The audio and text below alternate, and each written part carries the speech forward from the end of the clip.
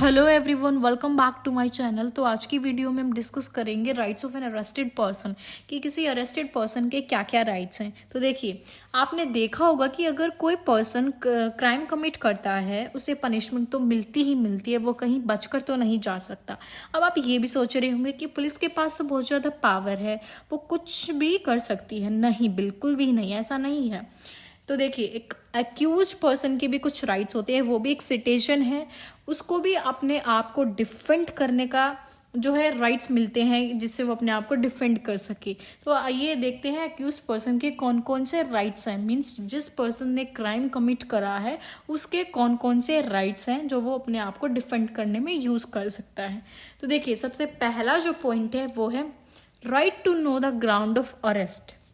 इसका मतलब है जो अक्यूज्ड पर्सन है जिसने क्राइम कमिट किया है, अगर पुलिस उसे अरेस्ट कर रही है तो उस एक्यूज्ड पर्सन के पास ये राइट है कि ये जानने का कि उसे किस बेसिस पे अरेस्ट किया जा रहा है, रीजन क्या है उसे अरेस्ट करने का। और इसमें क्या है, कुछ सेक्शंस जो है वो कवर होते हैं। तो देखिए, सबसे पहला जो सेक्शन है वो है सेक्शन 50 सब close first of CRPC criminal procedure code, और सेकंड है सेक्शन 50A, फिर है सेक्शन 75 ऑफ CRPC, एंड एक आर्टिकल भी कवर होता है इसमें, आर्टिकल 22 सब close first of Indian constitution. इस राइट के अंदर ये सेक्शंस जो हैं वो कवर होते हैं। तो आइए अब इनको डिटेल में समझेंगे कि सेक्शन 50 क्या कहता है और ये बाकी के सेक्शंस क्या कहते हैं। तो देखिए, सेक्शन 50 सब क्लोज फर्स्ट ऑफ CRPC यही कहता है कि अगर कोई पुलिस ऑफिसर विदाउट वारंट किसी भी अक्यूज्ड पर्सन को अरेस्ट करता है तो इस केस में पुलिस ऑफिसर को फुल डिटेल, पूरा रीजन जो है वो बताना पड़ेगा कि क्यों उस एक्यूज्ड पर्सन को अरेस्ट किया जा रहा है, किस ऑफेंस के अंदर उस पर्सन को जो है अरेस्ट किया जा रहा है। उसे सारी डिटेल, सारी इंफॉर्मेशन जो है उस पर्सन को बतानी पड़ेंगे, सारे रीजंस जो है उस पर्सन को बताने पड़ेंगे। इसमें एक इम्पोर्टेंट पॉइंट आपको ध्यान रखना है कि ऐसा नहीं है कि उसे किसी भी लैंग्वेज में वो जो पुलिस ऑफिसर है वो रीजन से डिटेल बता देगा। नहीं, ना ऐसा है कि वो उसे इंग्लिश में बता देगा, ना ऐसा है कि वो उसे हिंदी में बता देगा। ऐसा है, अगर उस पर्सन को हिंदी आती है तो उसे वो डिटेल्स जो है वो हिंदी में ही बताई जाएंगी, और अगर उस पर्सन को इंग्लिश आती है तो पुलिस ऑफिसर उसे इंग्लिश में ही समझाएगा। ऐसा कोई बाउंड नहीं है कि उस पर्सन को जो लैंग्वेज नहीं आती उसको उसके अपोजिट बताया जाएगा, ऐसा नहीं है। ठीक है, आपको ये बात ध्यान रखनी है इस सेक्शन में। अब नेक्स्ट जो सेक्शन है वो है सेक्शन 50A ऑफ CRPC।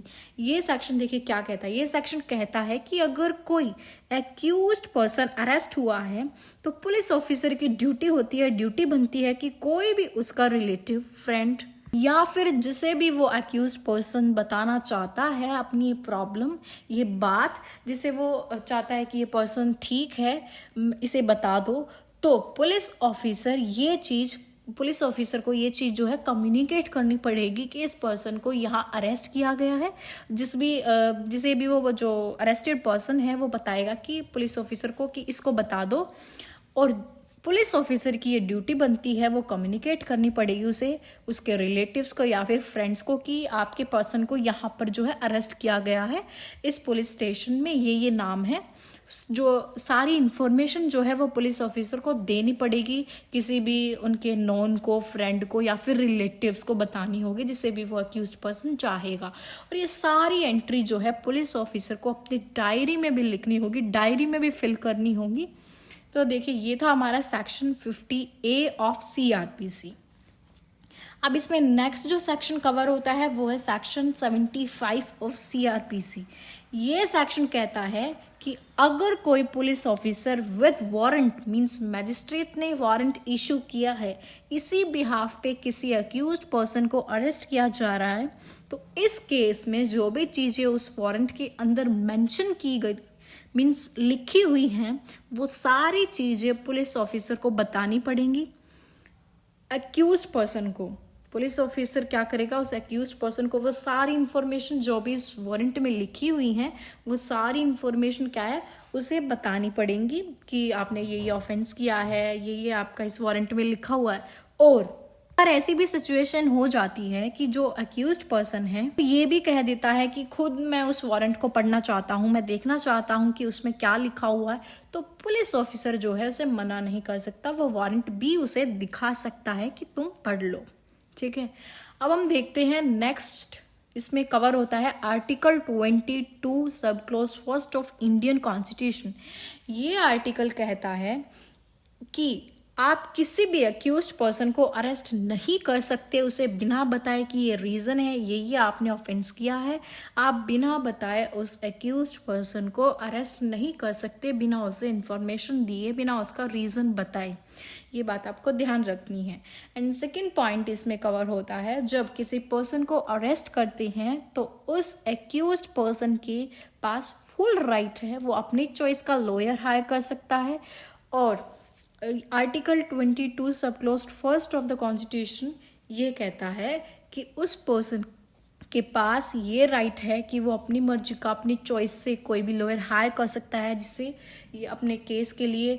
और पुलिस ऑफिसर की ये ड्यूटी बनती है कि वो उस एक्यूज्ड पर्सन को सारी इन्फॉर्मेशन प्रोवाइड करे कि उसने ये ऑफेंस किया है, इस रीज़न के बिहाफ पे उसे अरेस्ट किया जा रहा है। ये सारी चीज़ें जो है पुलिस ऑफिसर को एक्यूज्ड पर्सन को इन्फॉर्मेशन देनी पड़ेगी। तो ये था first right of an arrested person. अब नेक्स्ट जो राइट बनता है किसी भी अरेस्ट पर्सन का जो अरेस्ट हुआ है, right to be released on bail. यहाँ पर सिर्फ बेलेबल ऑफेंसेस की बात हो रही है। और अगर आपको बेलेबल और नॉन बेलेबल में डिफरेंस समझना है, जानना है, तो डिस्क्रिप्शन बॉक्स में आपको लिंक मिल जाएगा, आप वहाँ से जाकर इन दोनों के बीच का डिफरेंस जो है वो जान सकते हैं। तो इसमें क्या है, सेक्शन 50 सब क्लोज 2 ऑफ सीआरपीसी में इसका प्रोविजन दिया गया है। देखिए अब हम ये जानेंगे कि सेक्शन 50 सब क्लोज 2 ये सेक्शन कहता क्या है सीआरपीसी का। ये कहता है कि अगर किसी भी पुलिस ऑफिसर ने किसी एक्यूज पर्सन को अरेस्ट किया हुआ है बेलेबल ऑफेंस के अंदर, उसे अरेस्ट किया है, तो ये ड्यूटी बनती है यहाँ पर पुलिस ऑफिसर की, वो उस एक्यूज पर्सन को ये जो राइट्स हैं इस राइट्स के बारे में उसे बताए कि आप जो है रिलीज हो सकते हैं बेल पे। ये चीज़ बहुत इंपॉर्टेंट है उसे बताना उस एक्यूज पर्सन को कि आप जो है रिलीज हो सकते हैं बेल पे, ये आपका राइट है। ठीक है, नेक्स्ट राइट देखिए किसी भी एक्यूज्ड पर्सन का जो अरेस्ट किया गया है, right to present him before magistrate. तो देखिए इसमें सेक्शन 56 और सेक्शन 76 ऑफ सीआरपीसी कवर होता है। ये सेक्शन कहता है कि अगर किसी एक्यूज्ड पर्सन को बिना वारंट के अरेस्ट किया है तो उस एक्यूज्ड पर्सन को 24 आवर्स के अंदर अंदर उसे प्रेजेंट करना पड़ेगा कोर्ट में। मीन्स जो 24 घंटे के अंदर अंदर उसको कोर्ट में प्रेजेंट करना पड़ेगा मैजिस्ट्रेट के सामने। और अब आप ये भी सोच रहे होंगे कि अगर वो पुलिस ऑफिसर उस एक्यूज्ड पर्सन को 24 घंटे के अंदर अंदर कोर्ट में प्रेजेंट नहीं कर पाया मैजिस्ट्रेट के सामने, तो फिर क्या होगा। तो देखिए अगर कोई पुलिस ऑफिसर उस पर्सन को प्रेजेंट नहीं कर पाया विद इन 24 आवर्स, तो कई बार क्या होता है मैजिस्ट्रेट के सामने और कोई ऑर्डर भी पास नहीं किया होता, तो मैजिस्ट्रेट के थ्रू अंडर 167 ऑफ सीआरपीसी, तो इस केस में पुलिस ऑफिसर जो भी होगा वो गिल्टी होगा रॉन्गफुल डिटेंशन के लिए। ये बात आपको ध्यान रखनी है, अगर वो नहीं प्रेजेंट कर पाता तो जो पुलिस ऑफिसर होगा वो गिल्टी होगा रॉन्गफुल डिटेंशन के लिए। अब जो नेक्स्ट राइट है अक्यूज्ड पर्सन का, वो है right to health and safety. तो देखिए अगर कोई पर्सन अरेस्ट हो रहा है तो ऐसा बिल्कुल भी नहीं होगा कि उसे खाना ना दिया जाए, उसके साथ अच्छा ट्रीट ना किया जाए। उस एक्यूज्ड पर्सन को जो है एक प्रॉपर एक रीजनेबल केयर जो है उस पर्सन को देनी पड़ेगी। और ये चीज़ जो है हमारे सेक्शन 55A में बताई गई है कि उस पर्सन को एक प्रॉपर एंड रीजनेबल केयर वहाँ पर देनी पड़ेगी। नेक्स्ट जो राइट है एक्यूज पर्सन का वो है एग्जामिनेशन। देखिए इसमें क्या है, इसमें 2 सेक्शंस जो हैं वो कवर होते हैं। एक है हमारा section 53 of CrPC and second है 54 ऑफ सीआरपीसी।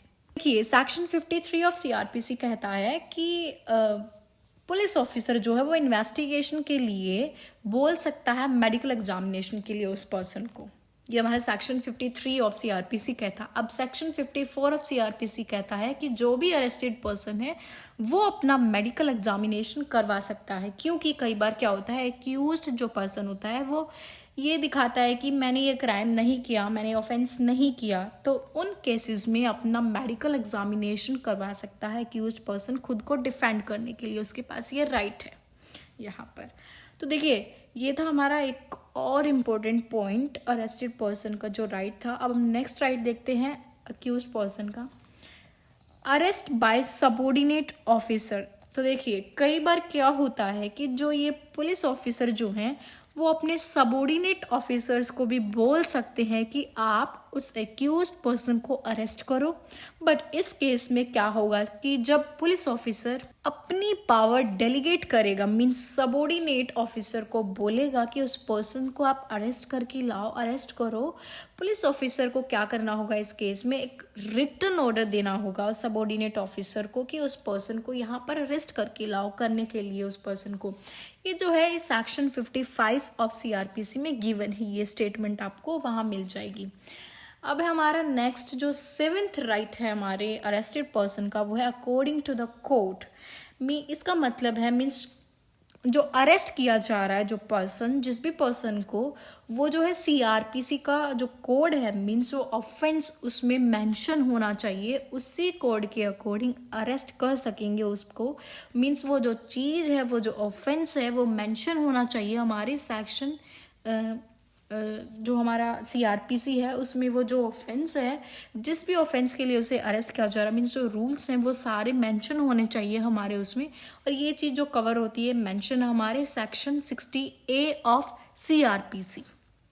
ऐसा नहीं है कि पुलिस ऑफिसर जो है अपनी मर्जी से उस पर्सन को मनमानी करके अरेस्ट कर लेगा without any rule and regulation, ऐसा नहीं होगा। वो उसे प्रॉपर रूल्स एंड रेगुलेशन के साथ ही अरेस्ट करेगा अंडर 60A ऑफ सीआरपीसी।